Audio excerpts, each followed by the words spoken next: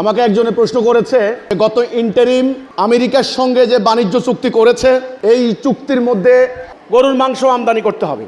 এখন আপনারা জানেন জেনেটিক্যালি মডিফাইড একটা কথা আছে, ওরা কম দামে আমেরিকা থেকে গরু মাংস আমদানি করবে, এটা হলো সরকারি সিদ্ধান্ত। আমাদের একজন মহিলা উপদেষ্টা সাবেক তিনি বলেছেন, সরকারের ভিতরে থেকেও অনেক চেষ্টা করেও কিন্তু আমি এই চুক্তি রোখাতে পারিনি। এটা সাংঘাতিক একটা কথা।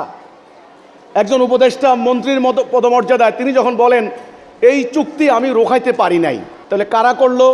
দেশের স্বার্থবিরোধী চুক্তি, দেশকে বৈদেশিক শক্তির তাবেদারে পরিণত করার চুক্তি, এটাকে নাম দিয়েছে দাসত্ব চুক্তি। কারা করলো? আসলে এই দেশের সার্বভৌমত্ব কার হাতে?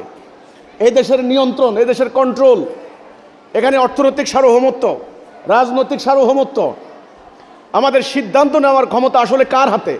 আদৌ কি আমাদের হাতে আছে কিনা এই ব্যাপারে আমাদের সন্দেহ আছে। আমেরিকা থেকে যদি গরুর গোশত আমদানি করা হয়, তাহলে বাংলাদেশের এই খামারি 2 কোটি খামার ব্যবসার সঙ্গে সম্পৃক্ত এরা কিন্তু পথের ফকির হয়ে যাবে। অলরেডি লক্ষ লক্ষ মানুষ বেকার। আমি একটা পরিসংখ্যান পেলাম, বাংলাদেশের প্রায় ছোট বড় মিলিয়ে প্রায় 20 লক্ষ গরুর খামার আছে। আমাদেরও খামার আছে, আমরাও খামার দিয়েছি। আমার খামারের গরু শত শত গরু আমার এলাকার, নোয়াখালী এলাকার মানুষ নেন প্রতি কোরবানিতে। আমাদের গরু বিশুদ্ধ, আমাদের গরুর ওজনে সঠিক ওজন। আমি কিন্তু আমার খামারের বিজ্ঞাপন দিচ্ছি না, সাবধান। আমরা কোনো বিষাক্ত অ্যাস্টেরয়েড দেই না, এটা এলাকার মানুষ জানে, আমি বললে হবে না। তাহলে আমাদেরকে কিন্তু একটা টাকা সরকার দেয় নাই, কোনো ব্যাংক দেয় নাই। ব্যাংকের লোকেরা আসে, আসার পরে আমার খামারের সামনে আসে, ছবি ভিডিও করে নেয়, ডাবের পানি খেয়ে ফল ফলাদি খেয়ে চলে যায়, বলে আপনারাই তো খামারের ঋণ পাওয়ার উপযুক্ত। একটা ঋণও কিন্তু আমাদেরকে দেওয়া হয় নাই। এই ঋণ কারা নিয়েছে? ইকুইটি ফান্ড, জাতিসংঘ থেকে ফান্ড আসে, ফান্ড কারা খেয়েছে, কারা নিয়েছে? ওই আগের সরকারও জবাব দিবে, ইন্টারিম জবাব দিবে। আমরা খামারিরা কিন্তু ঋণ পাই নাই। আচ্ছা, কিন্তু আমরা খামার দিয়েছি। এই খামারের সঙ্গে শত শত মানুষের রিজিক, কর্মসংস্থান নির্ভর করছে আমার সোনাইমুড়ি এলাকায় আমি যে খামার দিয়েছি। এখন আমেরিকা থেকে আপনারা যদি গরু গোশত আনেন, তাহলে আমাদের এই যে খামার ধ্বংস হবে, এর দায় দায়িত্ব কে নেবে? আমেরিকার লোকেরা কি আমাকে বিশুদ্ধ, আমাদের জন্য স্বাস্থ্যের জন্য ক্ষতিকারক নয় এমন মাংস সরবরাহের কি নিশ্চয়তা আমেরিকা দিতে পারে? দিতে পারে? দিতে পারে না।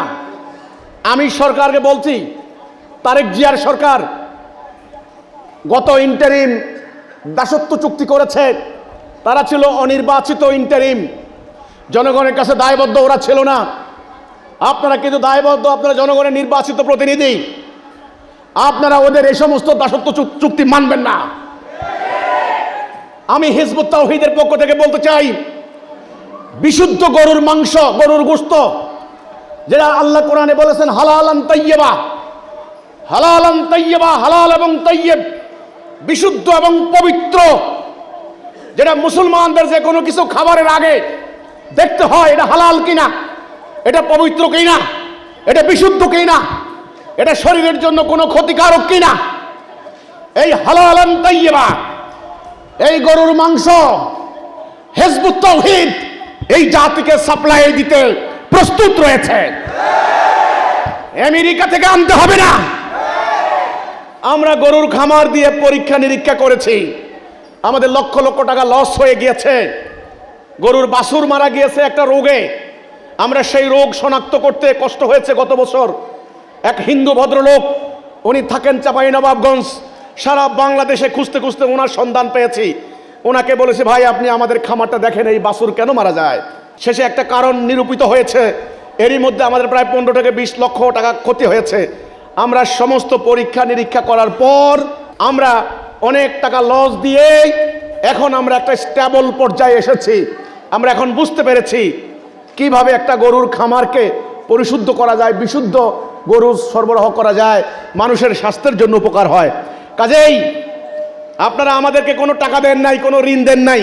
আমরা আমাদের সংগঠনের ভাই বোনেরা 1 লাখ, 2 লাখ, 10,000, 20,000 এই ধরনের চাঁদা দিয়ে, এটাকে আপনারা বলেন সমবায় ভিত্তিতে, এই সমবায় ভিত্তিতে এটাকে বলে কোঅপারেশন করে আমরা একটা খামার দিয়েছি। এখানে আমাদের শত শত লোকের রিজিক। যদি আমেরিকা থেকে গরু আনেন, আমরা আন্দোলন করব। ইন্ডিয়া গরু দিত আমাদের, যখন এই আগের সরকার ইন্ডিয়া থেকে যখন গরু আমদানি বন্ধ করেছে, তখন আমাদের এখানে হাজার হাজার নতুন খামার তৈরি হয়েছে।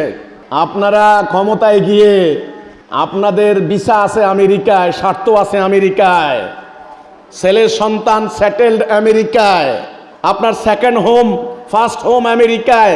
আমাদের তো কিছু নাই। ওদের স্বার্থ রক্ষা করার জন্য আমার স্বার্থ বিক্রি করে দিয়ে যদি দেশ বিক্রির কোনো চুক্তি করেন, আমরা রক্ত দিয়ে সেই চুক্তি প্রতিরোধের চেষ্টা করব। আমরা জীবন মরণ সংকটে এসে পড়েছি। আজকে যদি আপনাদেরকে আমরা ছাড় দেই, আপনারা আগামীকাল আমার দেশ বিক্রি করে দেবেন, দস্তখত দিয়ে দেশ বিক্রি করে দিয়ে আপনারা নিউ ইয়র্কে গিয়ে 3 তলায় থাকবেন। আমরা কোথায় যাব? আমাদের যাওয়ার জায়গা নাই। এজন্য আজকে ইফতার মাহফিল থেকে আমি এই ঘটনার তীব্র নিন্দা এবং প্রতিবাদ জানাচ্ছি। আমেরিকা থেকে গরু আমদানির নামে, মাংস আমদানির নামে যদি আমার দেশের লক্ষ লক্ষ খামারির, এই খামারিদেরকে পথে বসানো হয়, তবে এর প্রতিবাদে আমরা প্রতিবাদ করব ইনশাল্লাহ। এগুলা জনগণের স্বার্থ। এখন থেকে জনগণের স্বার্থ নিয়ে আন্দোলন করার জন্য হিজবুত তাওহীদকে মানসিকভাবে প্রস্তুত থাকতে হবে। আমরা সারাদিন ইসলামের কথা বলি, ইমানের কথা বলি।